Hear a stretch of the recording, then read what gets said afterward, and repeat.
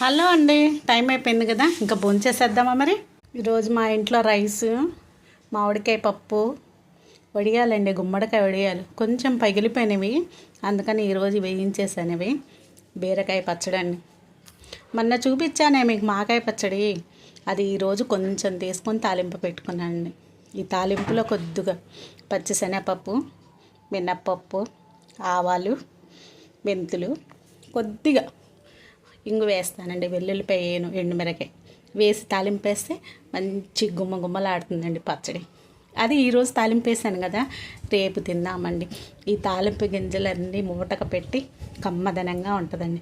వెంబటాయి వేసుకుంటే అంత టేస్ట్ ఉండదు, ఓ రోజు ఉడితే బాగుంటుందండి. ఇందిట్లో నెయ్యి వేసుకొని తింటే ఆహా నా రాజా, ఇంకా చెప్పనవసరం లేదండి. మరి మీరు పెట్టుకుంటారా ఇలాంటి పచ్చళ్ళు? మీరు ఎలా చేసుకుంటారు?